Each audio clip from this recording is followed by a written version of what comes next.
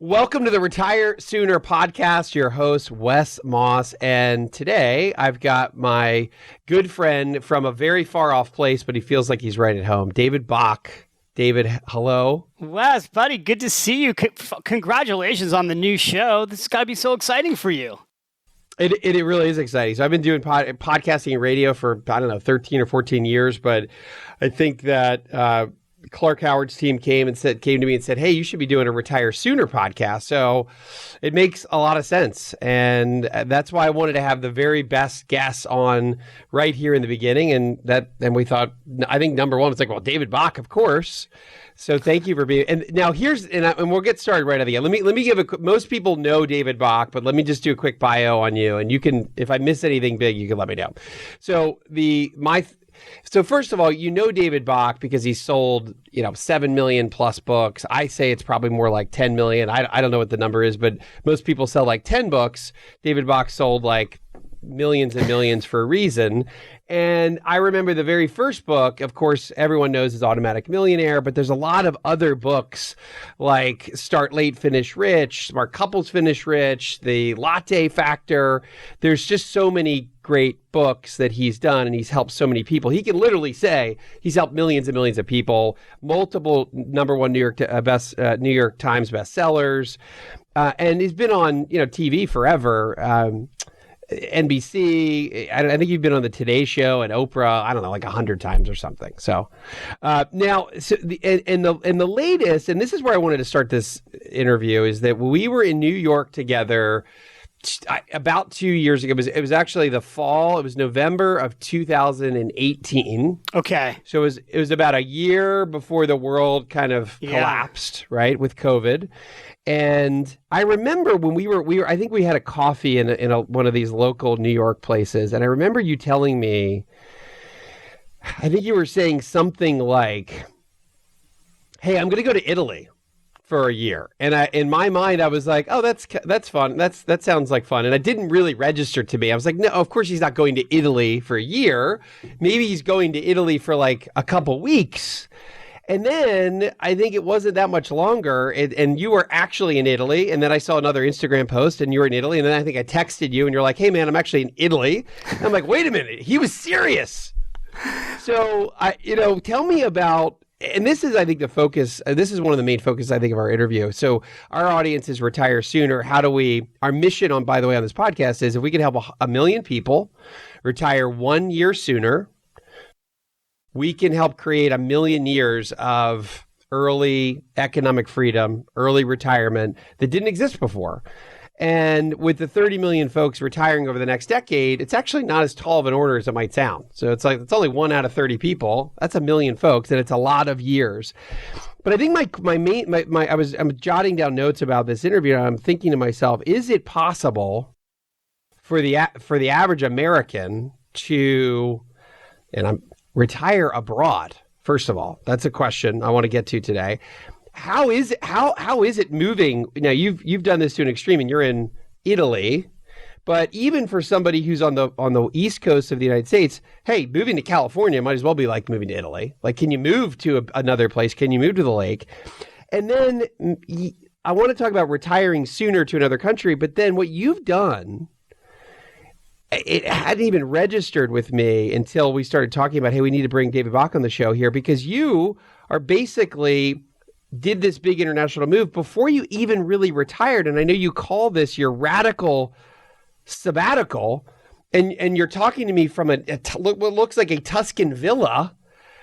Tell our audience where you are and what your idea was to move halfway across the world to the most enchanting place on the planet. Wow, there's so much to unpack there.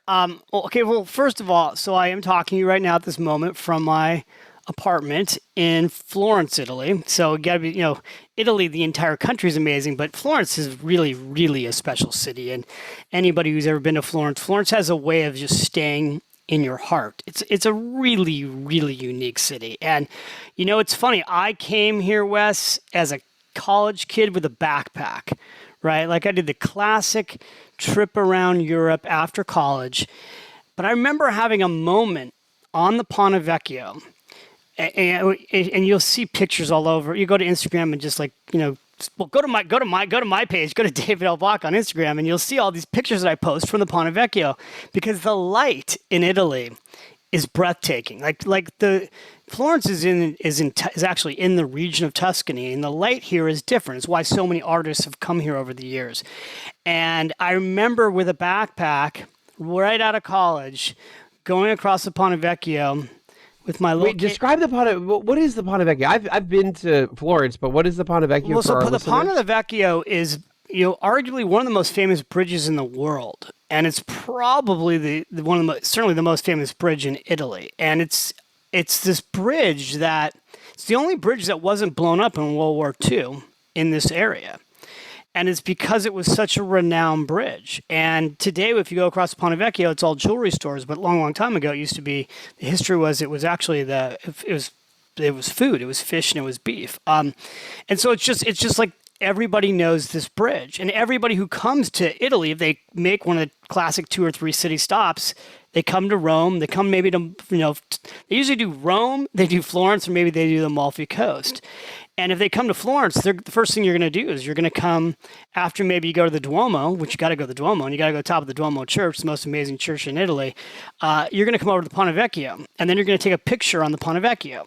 And so I remember being a kid and being like, oh man, someday I want to come back here and retire. Now, the weird thing is, Wes, I never, like that's your soul, sort of speaking in a way, I think. I never thought about it again for 30 years. And then there was this point where I was, and this is kind of go to this whole idea of retiring sooner.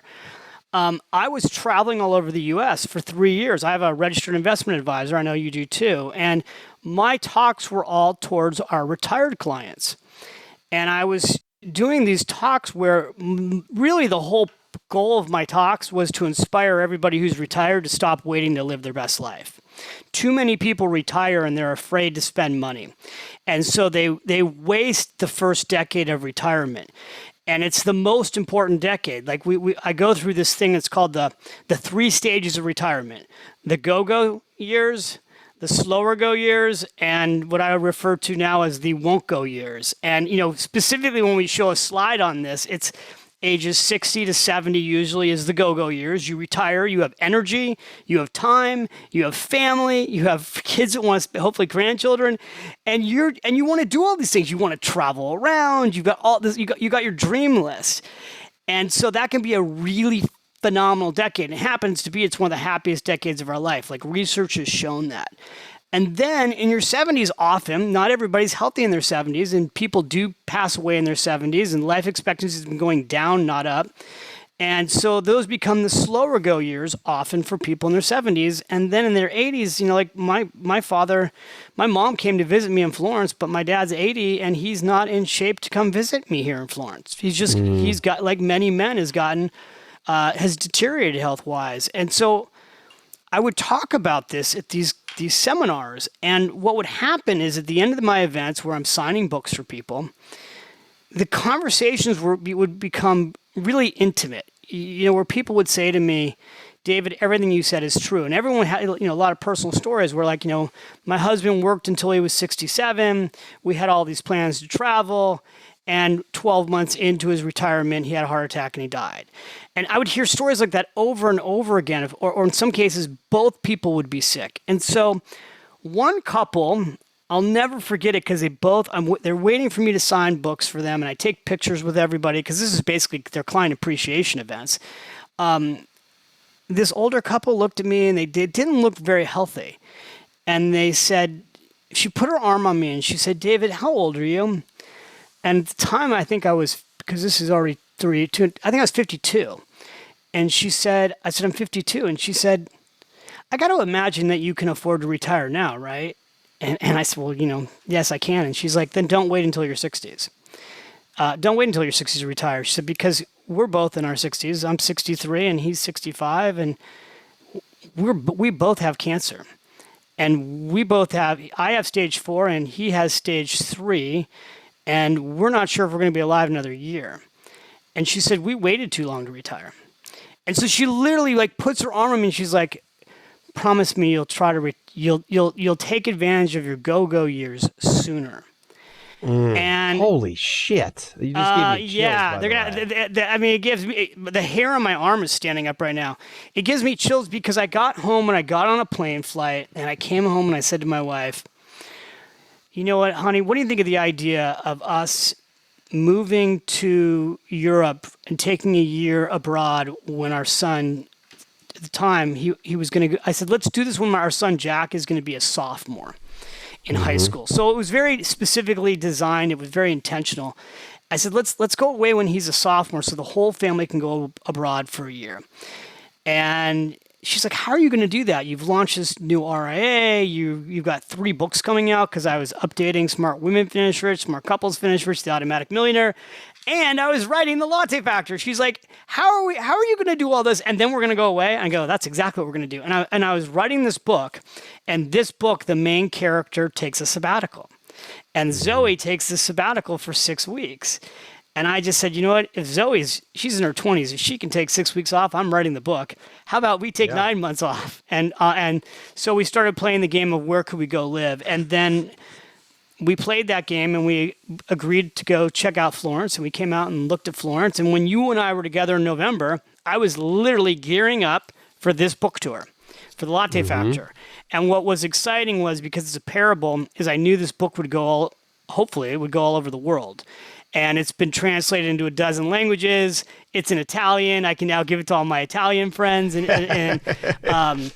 But we came here with the plan to be here for 9 months. And what happened is, I always say, change your location. It changes your life. We got here, and we immediately fell in love with it. Hold on. So what year did you get there? Was it early 2019 is when you made the move? So we made the move in July of 2019. And, that summer traveled all over Europe, and then school started for the kids in September, and around October, my wife said to me, wow, it would be great to not have to leave at the end of this school year. And then the next thing I know, my son came to me and said, Dad, is there any way I could finish high school here? And, and we said, we could probably pull that off. And so now we've been here a year and a half. And then obviously COVID happened, and Italy was one of the first places to go into a lockdown. And I started podcasting about that because I wanted everybody in the U.S. to know what was coming. Like, we could see the writing on the walls. We knew, in a matter of weeks, this would be coming to the States because it was spreading all over Europe. Like, none of that was a mystery back in February. And, so I started podcasting again from, a quarantine from my apartment here in New York. And I'll just let me just say your apartment in Florence. In Florence. I'm sorry. But David, let me ask you this. I remember in the early days of the shutdowns, it was right. We were watching Europe. It was like Europe was like a month ahead. Like, this wave is coming to the U.S. Northern Italy, there were a couple towns where it was really bad with COVID. And did everything kind of lock down? And what is it like right now? Is it thawing out a little bit, or is it still pretty nerve-wracking there? So if you go all the way back, because we're all thinking about this a lot, right? Because it was almost exactly a year ago. So exactly a year ago, this weekend was when all of us were on winter break in Italy. And when you talk about up north, that's where the ski resorts are. So we were skiing like everybody else. A lot of people going skiing. Skiing's big in Europe. And word was getting around that this was spreading. And what this was, we weren't even sure yet. It was so new. And then we came home after that week where we had all been skiing and started hearing this discussion around this idea that there would be these lockdowns. And honestly, it happened so the whole thing was surreal. One minute you're in the gym and there's signs being placed that you have to work out every other machine. And the next thing you're hearing that there's going to be a lockdown. And then like 3 days later, there was a national lockdown. And so when we went into a quarantine, it was like a military operation. I mean, there were no people on the streets. And being in Florence, Italy, all over Italy, you weren't actually allowed to leave your house. So, and it was super strict. You could only leave your house to go to the grocery store or the pharmacy, or you could go for a walk up to 100 yards away from your home. And nobody was out. So all of a sudden you go from being in Florence where there's just so many people, right? It's magical, but so many people because there's a lot of tourists that come to Florence, to no one's out. And I would I had a dog and I have kids, so you're allowed to take one kid out, and I would take my kid out with a for a walk with the dog, and I'd say, you're never going to see this again. Like, we're on the Ponte Vecchio and there's nobody here. We walk in front of the Duomo and there's not one person out, except for military tanks and police. So it was a very strange time, and I think it lasted almost 2 months. We are doing, then we were doing much, much better. We had a completely normal summer. We were one of the first places in the world to come out of it. So totally reopened. Everything reopened. Everybody was better. And we had a completely normal summer. And then because we had a completely normal summer last year, then it all started again. And so then we were all back in lockdown like October of last year. And now we're in a semi-quarantine. The restaurants are closed. The bars are closed. I mean, as of literally like right now, we're in a time called yellow. The kids are able to go to school. They are. Okay, so your son's in school. He's what, a sophomore or a junior now? He's a junior. He's in school half-time. My younger, and the other half-time is on Zoom. My younger child is in 5th grade, and he's in school full-time. But our regions are locked down. You can't leave the region. Like, I couldn't go to Rome if I wanted to, or Milan. But fortunately, I'm in Tuscany, so I can travel inside Tuscany. But there's rumors that that's going to change again in a week or two. So I don't know. You know so what? So are things loosening up? Do you guys have how's the vaccine rollout there? We don't. So I will tell you, it seems like the U.S. is actually getting in front of the vaccine rollout more than Europe is. We're not getting a lot of vaccinations yet in Italy. They're vaccinating, I think, over 80 at this point. And there's not as many choices. So, I mean, truthfully, we may come back to the States to hopefully get vaccinated this summer. But, one thing I would say, because this idea that you want to help 1 million people retire 1 year early, which all you got to do is save 1% more to do that, right? And the truth of the matter is, if I could inspire anyone, I would tell people to try to retire 5 to 10 years sooner. I think the best decision I ever made in my life was this decision to move to Italy. I didn't know COVID-19 was going to happen, but there are so many people who, when this has now happened, I mean, my parents, like, so many people who can't travel now, right? And they've been waiting to travel. And once it's safe to travel, people are going to travel again in droves. But the fact is, all I kept thinking when this happened was, thank God we didn't wait. My whole theme of the Latte Factor book is to live your richest life now. And what I constantly talk about is that the purpose of financial planning is it's not about the money.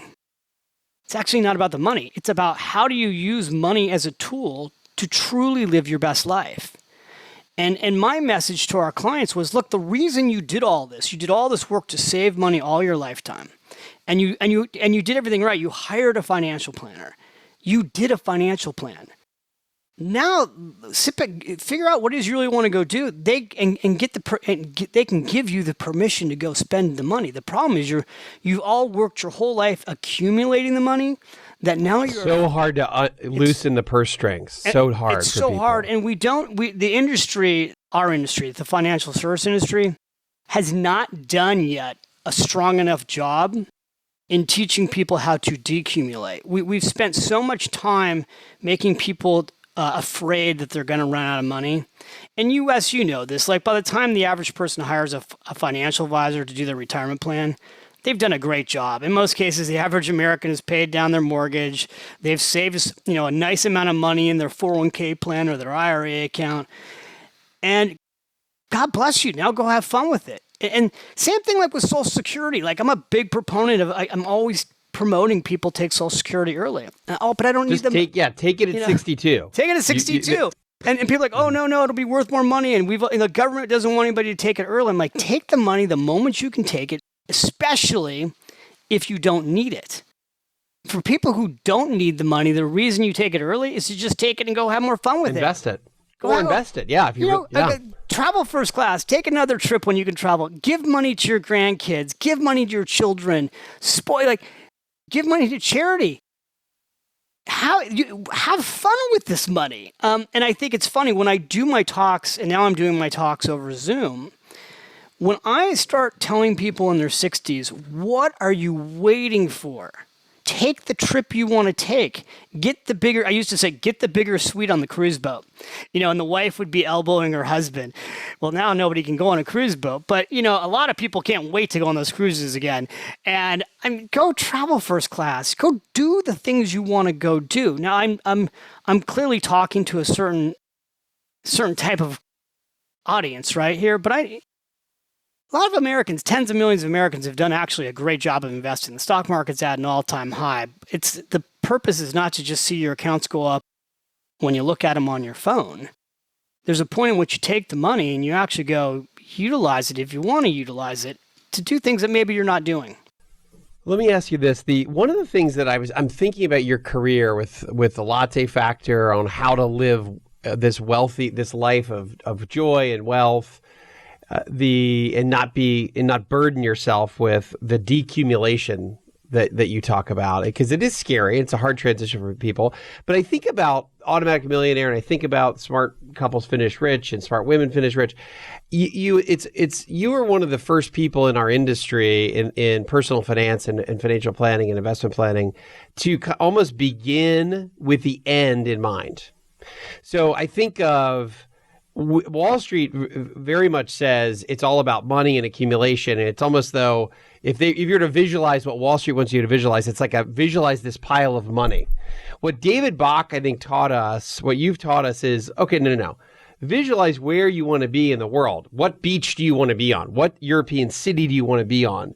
And then start funding your goals as you already have the end in mind. And do we do that enough? Are we still doing that or not yet? No, we're not doing it enough. And first of all, I appreciate you recognizing that I was one of the first to do that, because I think I was early. Today we call it holistic-based financial planning. I was talking about it in Smart Women Finish Rich and Smart Couples Finish Rich as purpose-focused financial planning. And what I've taught for 27 years now is that when your values are clear, your financial decisions become easier. And I think the most important thing in life, especially for couples, is to sit down together and really discuss your values. A lot of times we do this before we get married, but then as time goes on, we sort of stop, right? And I think talking about your values, where are you today? What's really most important to you? And are we saving and investing and spending our money in a way that brings us closer to our values? And again, the decision, for us to move here, it was a values-based decision. It wasn't about the money. Now, ironically, because we didn't expect this, we lived in New York City. That's where you and I got together. I had been in New York for 18 years. My wife had been there for 30. I don't think we actually realized, it's expensive when you're living there, but you don't fully appreciate how expensive it is until you move somewhere that's less expensive. And, the thing is now we have a higher quality life, much less expensive. I mean, one of the things that blew me away is the reality is you asked the question at the very top of the show, this idea, can people afford to retire abroad? You can live abroad for so much less money than the U.S. I mean, I live in Florence, which is an expensive city, and one of the biggest things that is so expensive is healthcare. But it's the quality of life internationally, in many cases, is actually a much higher quality of life. And the reason, and I'll just say last thing here, the reason is that the philosophy is different. People specifically in Italy, they don't live to work, they work to live. And I don't know, it's just made us recognize that there is the idea that you need to slow down to the pace of life. It's really powerful.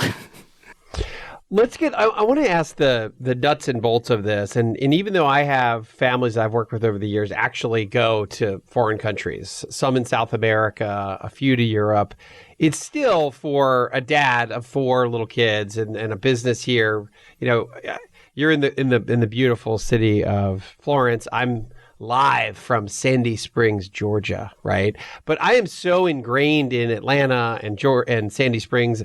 It's hard to even fathom, doing this somewhere else, even in a post-COVID world where we've gotten so used to being on Zoom, which again, maybe I think one of the greatest silver linings of COVID was to be able to be totally geographically unbound. And I think that has great positive economic implications.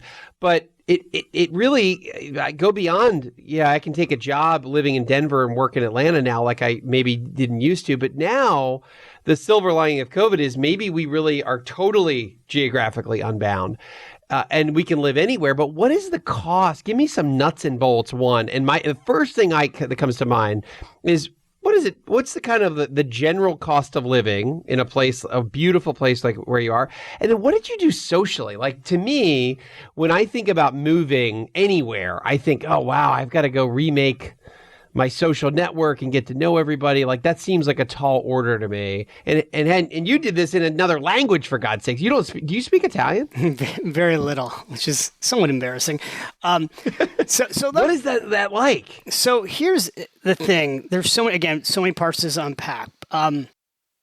When we came here with our family, because you just said, father of four, right? Like, so first of all, the schools are important, right? Because when you move abroad, if you move abroad with your children, you want to make sure there's a good school for your kids to go to. The reality is there's good schools everywhere.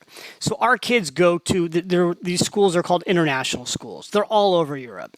And they have a core curriculum that is the same, so that your kids can go literally from country to country. They can move from school to school. They can even come back to the U.S., and it's called the IB program, International Baccalaureate. And so it's a super well-regarded, renowned way of teaching and learning, and the colleges recognize it. And so it's shockingly simple to plug into these schools because primary language is English, and then they learn whatever foreign language for whatever country they're in. So like my kids' school is in English, but they're also learning Italian. And the school is probably half Italians and then half expats. And expats are people from other countries. So what happens when you move to these locations where your kids go to an international school is it's like going back to camp. I mean, it's our freshman year in the dorms, if you went to college, you go from having no friends because you just got to town to having 1 million friends because everybody else just got to town.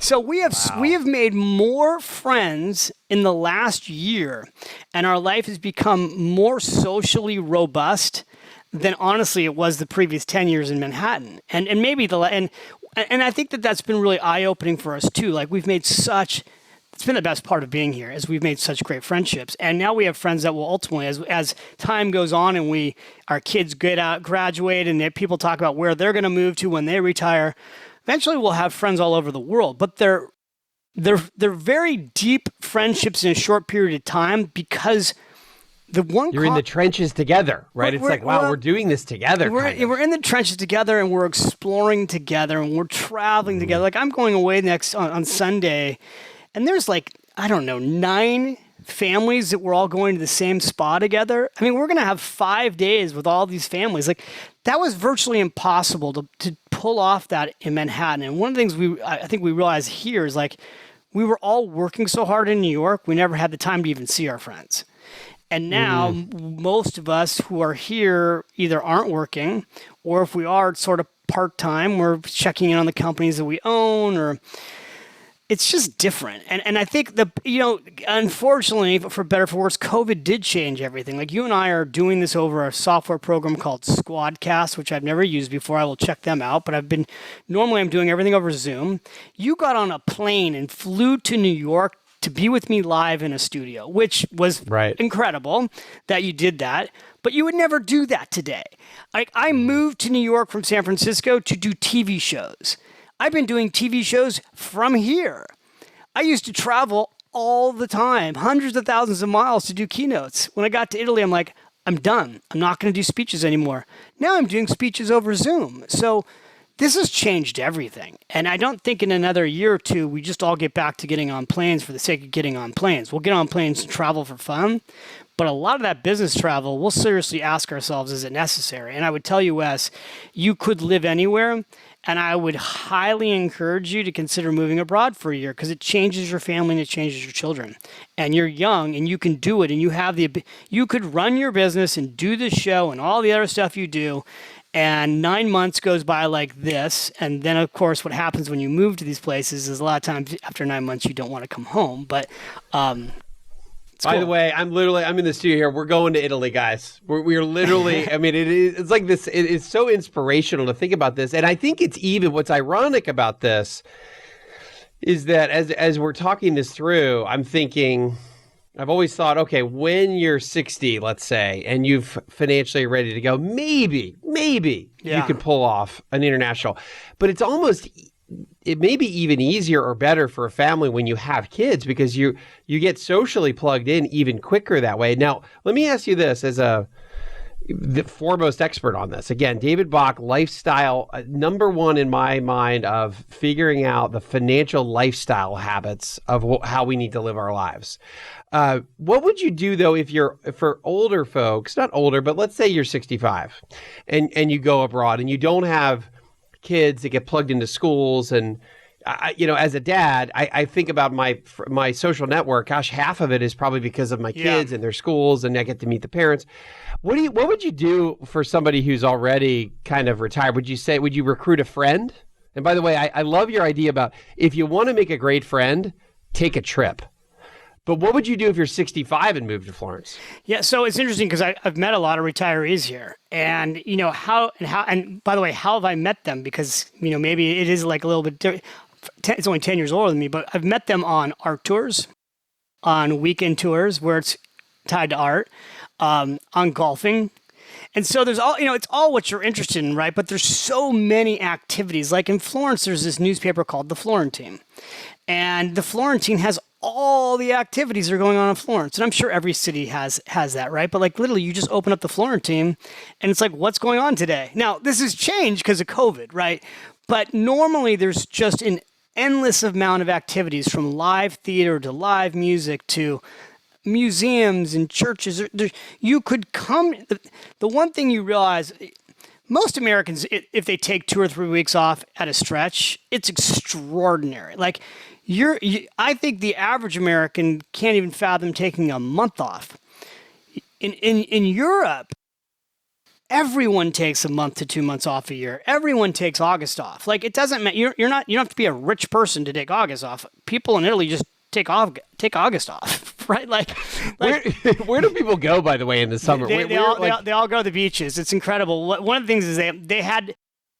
There was all this discussion, are they going to open up the beach clubs in Italy in the summer? And it was like, it's almost like I think they just couldn't take the risk of a revolt. So the beach is a big thing in Italy, and there's all these beach clubs, and doesn't matter what your wealth level is. So there's probably a beach club that you can go to, and so people at any level, and people go to the beaches. And then, it's funny. I'm a big skier, like in Austria, they closed Austria down. But they left the ski resorts open because they didn't want to have a revolt on people because everybody in Austria skis. So like literally schools closed, restaurants closed, bars closed, can't leave your house, but you can go skiing.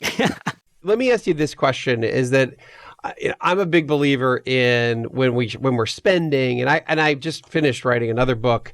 One of the chapters is very much it's about spending and understanding the 4% plus rule. Mm-hmm. And as long as I can if I nail that rule and I totally am comfortable with what I'm going to be able to pull out every year, then look, it doesn't matter what you're spending it on, whatever brings you joy.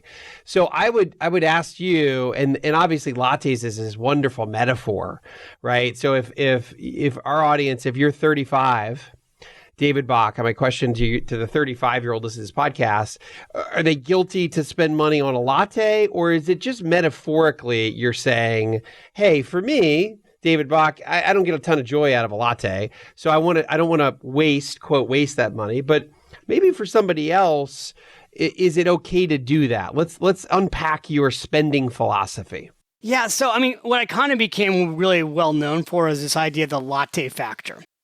And the Latte Factor was something that happened in a class of mine, literally where I was teaching a retirement planning class, and I had a young woman tell me that she couldn't use her 401k plan at work. And I had just spent the whole day teaching, pay yourself first, save money automatically, use your 401k plan, taught the miracle of compound interest, showed examples of 20-year-olds, if you're in your mid-20s and you save $5 to $10 a day, how it could grow to be $1 million. And And there were so many people in that room, by the way, who weren't in their 20s, that were in their 50s, just going, oh, God, I wish I had seen this chart when I was in my 20s, right? Because so much harder when you're in your 50s. And I still would show the math, but hey, if you're 50s, don't give up. You need to save $20 a day, and showed that math. And this young woman named Kim said, yeah, but I can't do that, right? And I don't have the money, and I'm living paycheck to paycheck. And she's sipping a latte from Starbucks as she's telling me this. And I'm like, literally in a classroom in front of a blackboard, and I'm like, how much did that latte cost you? And she's like, $3.50. And you know, this is years ago, right? Like today, long time ago, today in New York, this would be like $7, right? Like, so she's, you know, I had a double non-fat latte, and she would get a muffin. So I'm writing this down, like a muffin, non-fat muffin, and you know, as I write up her little things, just her stopping at Starbucks and then her juice break at Jamba Juice at the time added up to over $10.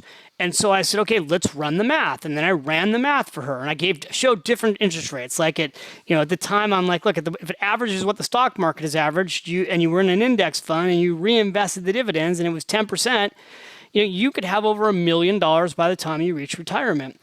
And she literally looked at me and she's like, are you trying to tell me my lattes are costing me? And I had a very specific number there. And I'm like, yes. And so when we left that classroom, everybody was talking about this idea around, geez, small $5 here and $5 there adds up. But it was never about giving up coffee. For some people, it literally could be, but for most of us, it's something else. It's figuring out, and I think, again, COVID we've all stopped spending money, right? Because for so long, we've been home. We spent a lot less money. I mean, there are people who are listening to us that normally would spend thousands of dollars a year at Starbucks. And haven't. People say, oh, I don't like the coffee when I make it home. Well, everybody learned how to make coffee at home. But again, I think what I've always tried to teach people is, look, you got to pay yourself first. You're not going to get wealthy by budgeting. You have to save that money automatically. And you have to make a conscious decision to put yourself first. The financial decision that you need to make is that you're going to take at least the first hour a day of your income off the top. And so if you need to spend a couple days figuring out where you spend money so you recognize that you can save that first hour a day of your income, then that's what you need to do. And I give people this 7-day challenge where I just tell you, go track your expenses for 7 days, spend money like you always do, and then look at it and go, well, what could you cut back on? What could you give up that you're spending money on every month? What things have you signed up for that were free trials that you don't really use, that now that free trial is costing you $200 or $300 a year annually? We waste a lot of money on things that actually aren't that important. And I think what people should spend time thinking about is not what they're giving up, but what they're getting up to. Mm-hmm. It's not what you're giving up, it's what you're getting up to. Like if you're listening to me and you're like, God, I would like to go live abroad. I'd like to take a sabbatical. Then think about what you're spending money on that's not critical to you so that you can go have that. I go back. I love your idea of helping 1 million people retire 1 year sooner. And again, what would that take? It would take saving 1% more, which is nothing. Which is nothing. Let me ask you this. Let's go back to, first of all, do they have 401k plans in Italy? They have a different type of plan. They're not called 401k plans, but every country's got their version of a 401k plan. Well, let's go to the automatic millionaire there. Let's go to pay yourself first. And I still, to this day, I don't think you can remind people enough about paying yourself first, doing it automatically. Again, when I read this book, I don't know, 20 years ago, I tried to put all those things automatically in motion because it's so powerful. It's like, it's powerful for a company to charge you a subscription, right? They're automatically pulling money from you every month. And you say, oh my gosh, I haven't even used the gym membership for 6 months, but it's in the reverse of that. It's automatically paying yourself first every month. But let's go back to, does the automatic millionaire, all of those rules still stand? And of course they do. But what are your top, let's call it 1, 2, 3 lessons from all of your work or automatic millionaire? Yeah. Well, so let me just start by saying everything that I'm about to say should have been taught you in school before you got out of high school. So like nothing that I'm teaching is revolutionary. It's incredibly simple. The problem is that we don't have financial education in school. So people get out of school And the system is set up to get you to spend every dollar you make and more. And marketing in the US is the best marketing in the world, and it is designed to inspire you to work harder, to make more, and then spend more. And there's a belief, and I had this belief when I was young, that if I could make more money, then I would get around to saving. And what happens is there's what's called lifestyle creep. So, at 50, when I was making, first of all, I got out of college, I was making nothing. Okay, then I was making $50,000 a year, but I wasn't saving anything. I was still living paycheck to paycheck because I thought, well, it's not enough money. I need to make 75. And so when I got to $75,000 a year, I was still spending more than I made. And finally, at $100,000 a year, and I'm in my 20s, I meet this couple, Jim and Sue McIntyre, which is the Automatic Millionaire book is based on.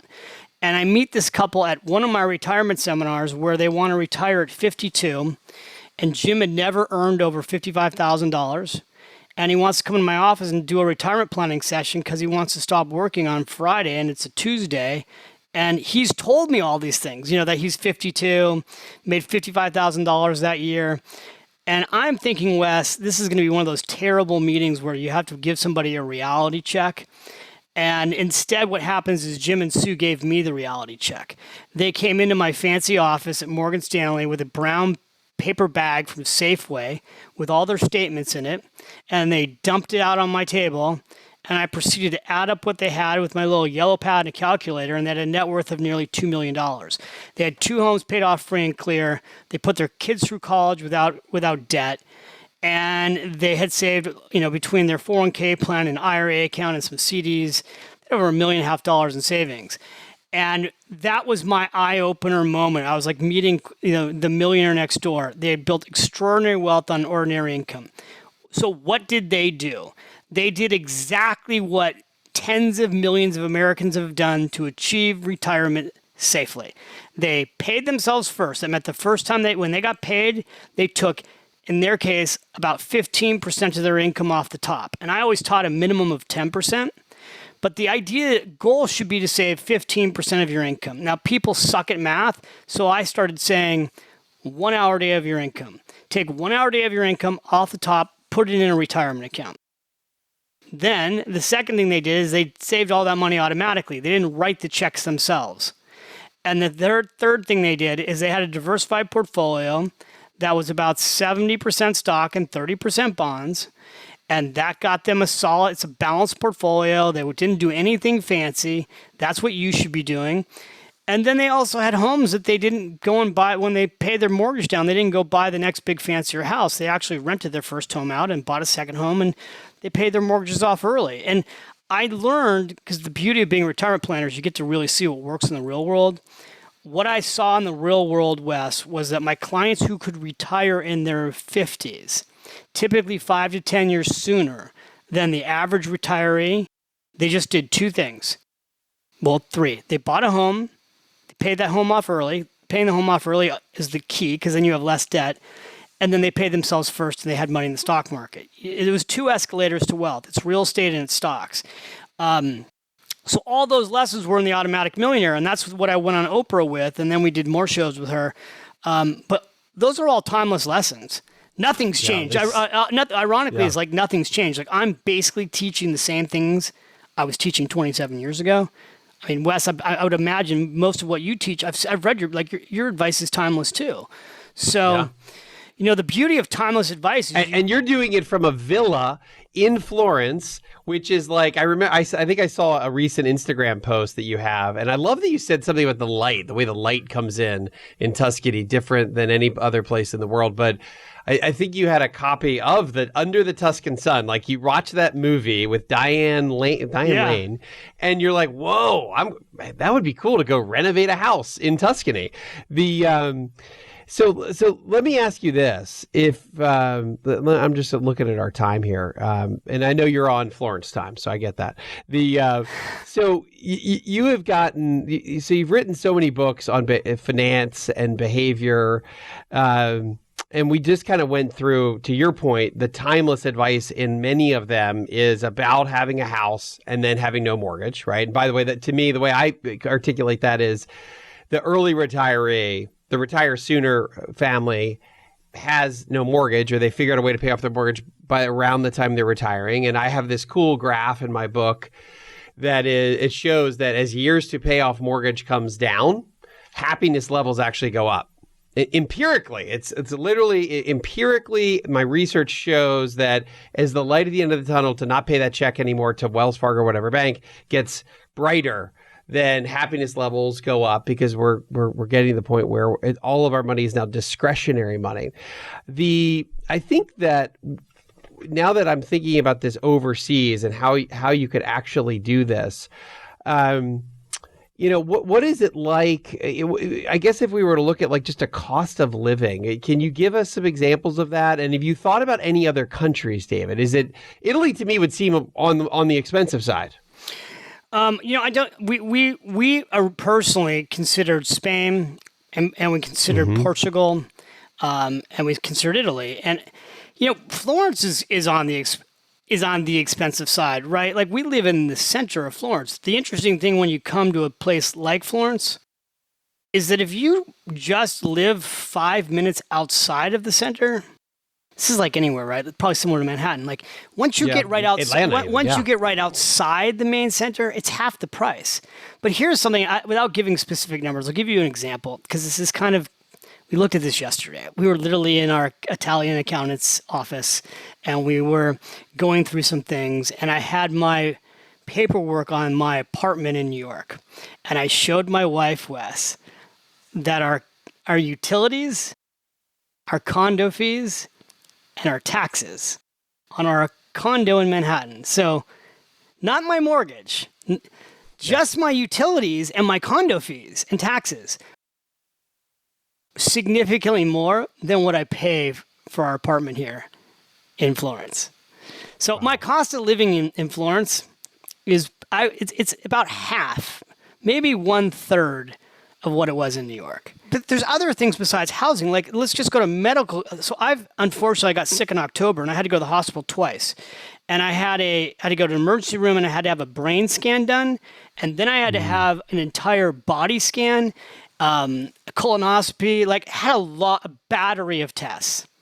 That battery of tests over 3 days in the hospital would have cost somewhere between $50,000 to $100,000 in the U.S. Oh, at least. Oh, gosh. At least, right? Just going into the emergency room to have a brain scan would have been $50,000 probably. I wouldn't be surprised. All of those bills, everything. And this is just because I'm not Italian and I don't have. If I was Italian, it would have been free. But because I don't have Italian insurance and I paid money for my own stuff, it was about $1,200. Wait a minute. So this is the biggest, I will tell you, of all the, first of all, how you doing? You seem great. I'm doing much, much better. I was very sick for 2 months, but I'm doing, and it wasn't COVID. That was the crazy thing. They don't know what I had. But I'm doing much, much better. And again, I go to physical therapy. I've got an ankle issue right now. I go to physical therapy for 2 hours. It's $30. We had to go renew our prescriptions for some drugs. And my wife comes out of the pharmacy and she's like, "You're not going to believe how much this costs." I go, "How much?" And she's like, "How much did it cost back in the States?" I said, "Those 3 prescriptions, I think it was like $480. She's like, "The whole thing cost $20, €20. So this is I would tell you that as I talk to folks about doing this, and when you're in your 30s and you're listening to the Retired Student podcast, you really don't think much about healthcare, right? I mean, I didn't really think about healthcare until I started having kids and go, and then as we get older, we obviously, it's a huge part of our peace of mind is that I've got financially safe and sound, and I've got great healthcare. But going to Italy or going to any country in Europe or South America, do you feel, is the healthcare just as good as the United States, number one? Number two, do you have any sort of plan that you have, or is it so inexpensive you just pay out of pocket? No. So let me answer the first part and the second part. So the first part is because we're totally misled in the United States. We're almost led to believe abroad, the medical care is not the same. No, it's still saw your arm off if you have it. Yeah, it's like it's actually, I would say it's the same, only it's much better. So the hospitals here in Florence, I mean, there are some very nice hospitals in New York City. These hospitals here are as nice or nicer than any hospital I've been in New York. They are, in many cases, brand new. Almost everyone in these hospitals speaks English. And the medical care has been phenomenal. And I've had doctors they don't rush you in and out. So they don't do the classic 5 to 10 minute experience that you get in the States. I had a doctor recently, a pulmonologist, spend an hour with me. And at the end of that hour, it just blows my mind away. I have been treated for asthma for well over a decade in New York. And I had all these asthmatic drugs. And but nobody's really spent a lot of time with me on this issue. They've just given me different drugs. And when I went through my symptoms and this doctor spent an hour with me, he's like, you don't have asthma. You have acid reflux. You're on the wrong drugs. He goes, do those drugs help you very much? I'm like, no, not very much. He's like, because you don't have asthma. It took an Italian pulmonologist who spent an hour with me to let me know I was on the wrong drugs. So, but we do have insurance. There are international insurance that we now have, and it covers us here and it covers us in the U.S. But it's still, the cost of things are so much less that we just have that in case of emergency. So that's not thousands a month. That's like you're talking sub $1,000 a month. Yeah, well, I mean, my insurance, again, we're giving you like real prices. My New York insurance for my family was $2,700 a month. Sure, yeah. And now my insurance, which is like premium international Cigna insurance, I can use it here, I can use it in the States, it's like $1,000 a month. And that's for a family. You have a family of four. The last question that has to do with, it's a little bit in the weeds because I can't not ask this. What about taxes and how do you, when you're in a foreign country and you're working, let's say you make $100,000 a year, that's all though you file back in the United States pretty much and you pay normal U.S. taxes, or is it? Yeah, taxes are the most complicated thing. You as a U.S. citizen, you can't ever get out of federal tax. Once you leave your state, you get yourself removed from state tax. And then it depends if you're working or not. Like I'm not really working. I'm doing a podcast with you. It's not being paid. So, but if you have earned income in wherever country you're in, usually you may pay tax on that. Or you can also be taxed on your dividend and your investment after you've been in a country a certain period of time. So what is important for you to look up, depending on what country you're going to, is how long can you be in that country before you become a tax resident? Then once you become a tax resident, what does that actually look like for you? Because everybody's situation is different.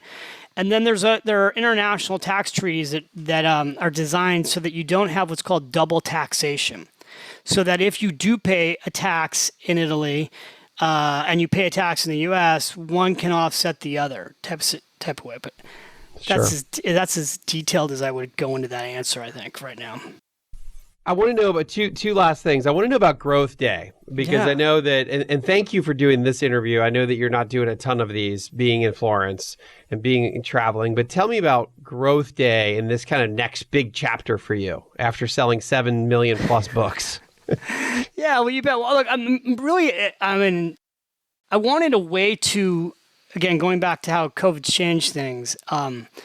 We've been doing these Zoom events like this where we have thousands of people online live. It's been so much fun. So I decided to do this program. You can go to growthday.com/David. Or if you go to my website, finishrich.com or davidbach.com, right at the top of my website is a link to get live coaching with me. And it is once a month. I do a live personal finance, life planning, coaching session. I have basically 3 themes I cover. It's the same themes as my podcast, The David Bach Show. It's life, money, business. Let's rock them all. And so every month I will coach for an hour and then take Q&A live. And so the amazing thing about Growth Day is it was started by a buddy of mine, Brendan Burchard. What he did is he went out and he really found, some of the best personal development coaches, speakers, educators, authors, successful entrepreneurs in the world. We all banded together to build this new company and provide coaching. And the whole thing for the year is less than $1 a day. So it's like $297 for the year right now. You get access not just to me, but you get access to dozens of other teachers. It's kind of like, imagine if you had Masterclass Live. This is going to be that. And then you'll be able to go back in and watch these. If you can't go to the live event, you'll watch it afterwards. So like I just spent, my last session was on creating financial confidence. And we had 3,200 people watch it live on Zoom. And then we did Q&A. And then I think like 10,000 more people watched it after on the recording. Yeah, or afterwards. So I'll do that every month. And that's just kind of like a fun way for me to give back. Instead of going and teaching a live event, now I can go and do this from my home like this. And just with a lot more people. A lot more people. That's the thing that's blowing my mind away. Like, I mean, you know, we've worked, Wes, I know how hard you've worked. We go around and I would do events. I'd have 10, 15, 20 people. I've done book signings where like 2 people showed up, right? Like, back in the day. And now you show up like this, and whether it's a podcast, I mean, your podcast is going to get heard by hundreds and hundreds and thousands of people and eventually millions. And it's just, technology has changed so much of the impact that we can make in the world, but it's also changed the ability of anyone anywhere to learn new skills so they can keep growing. And the reason Growth Day is called Growth Day is this idea like, you know, if you're not growing, you're dying, right? So how do you live your richest life now? You got to push yourself to grow. And, you know, inside all of us is like our soul that's usually saying, come on, let's go do more. Like, and the exciting thing about learning is that you become kid-like if you keep learning. The moment you stop learning, you kind of get old. Yeah. like a good vitamin to keep the youthfulness in your life is to never stop learning. Yeah, it's funny. I write about this, and to me, the moniker for that is curiosity. So it's like the curiosity of a early retiree is what keeps them vibrant. Last question, because I know you got to go. We talk about core pursuits in a lot of my work. Core pursuits are hobbies on steroids. They are the 3 to 5 to 8 things that the happy retiree lives for, and they want to start before they stop. So I've seen this trend where if you're overly involved or overly focused on just the money side, you stop. You have plenty of money. To your point, what am I going to do with it? It's like what's good? What's the pile of money for? What is it for you? And you've mentioned a couple cool things that you're skiing and golfing. What is your number one core pursuit, life, hobby, fun that you couldn't live without? It's so interesting that you're asking me this question right now, because I literally just got off a session with another coach coaching me on this exact issue, and the way he asked me the question, he goes, "What are you afraid of right now?" And I said, "You know what I'm afraid of? Because I had this really bad ankle problem based on an old injury, and I'm about to go to the States and have stem cell surgery." And I said, my biggest fear is that I can't be active the way I want to be. I want to be able to travel with my wife and my kids. And I want to be skiing, into my 90s, and I want to be biking and hiking, and so I love an active life, physically active. So the things I love to do are all physically active things. So right now, my number one priority is get healthy again, get my ankle better. And, I think we're going to stay in Europe a lot longer now. And so once COVID's over, I cannot wait to really travel with my family all over Europe. I mean, that was the beauty before this happened. Like, my wife would say, well, let's go to Paris this weekend. And we would go to Paris for the weekend. And so as soon as we can travel safely and we have the vaccine, we will be traveling again. I can't wait for that. And then things like art. Like, I'm going to get back into taking, art classes, and I would actually like to learn to paint. And I want to push myself to do things I haven't done yet. I think what I've realized living in a Renaissance city, and I see all this reinvention living in a Renaissance city, is I want to push myself to do things I have not yet done. So I won't write any more financial books. I'm going to wind down my career in the personal finance space. Because I don't want to be having the same conversation. I'm so grateful for what I've done for 27 years, and I could do it for the rest of my life, but I want to meet the next version of myself. And so to meet the next version of myself, I've got to go do things I haven't done yet. Well, that's part of what Growth Day is. Growth Day is really it's an evolution of all of the things that you've taught, but it's even more lifestyle based. And it does. And it is exciting. I think that's the great thing about, for everyone listening to the Retire Sooner podcast, if you're 20s or 30s, or if you're in your 50s and getting ready to retire, we live in, and maybe this is the silver lining of COVID and technology, is that we live in a geographically unbound world today. We live in a world where we have access and resources. We have the access to knowledge that we would never even have imagined. Like, when would I would have thought, I can do a coaching session with David Bach, right? 5 years ago, when doesn't even really exist. 10 years ago, what are you talking about? Today, it's like, yeah, I'm going to do once a month with David Bach and 2 or 3 other experts. That to me is a magical period of time that we're living in. So, all right, I'm going to let you go, but I would say, I think of this as just, I don't know. It's you're in a magical city, and this has been a magical interview, man. Like, it's so Wes, thank you. So many good things that our audience is going to be able to, our audience will be able to take away from this today. And I think we're also breaking some boundaries here, because even me, who I've counseled and helped people think through this many, many times, even me to break the kind of the what's held me back of thinking, you can't do this in your 40s. But after I talked to David Bach, no, we can. I could. It'd be a really good time to do it, especially because your kids are younger. Because kids who are young are very adaptable. And then it's also easier for them to learn the language. So if any point you ever want to have a further conversation around how to go and do it, I highly encourage you consider it. I always say there's 3 types of people when you do something like this. Those that look at it and say, well, that's cool that he did it, but I would never want to do that, but it's cool that he did it. Then there's the second type of person that's like, oh, well, of course he could do it. Look at him. Like, they're jealous. And then the third type of person that says, that's interesting. I'd like to do that. How would I do that? And you can tell too. Wow. It's so interesting when you have an experience like this, because the moment you tell people what you're about to go do, you can see which one of those people they are, right? Yeah. Well, I'm in number 3. I'm like, oh wait, how can we do it? Well, listen, man, really, really wonderful for you to come on, and thank you, Wes. Stay healthy and stay skiing and golfing and do all those things, and maybe I'll see you in Florence, man. Sounds good. Hey, you come to Florence, let me know in advance. I'll take you out. Awesome. David Bach, a pleasure. Thank you, my friend. Thanks, buddy.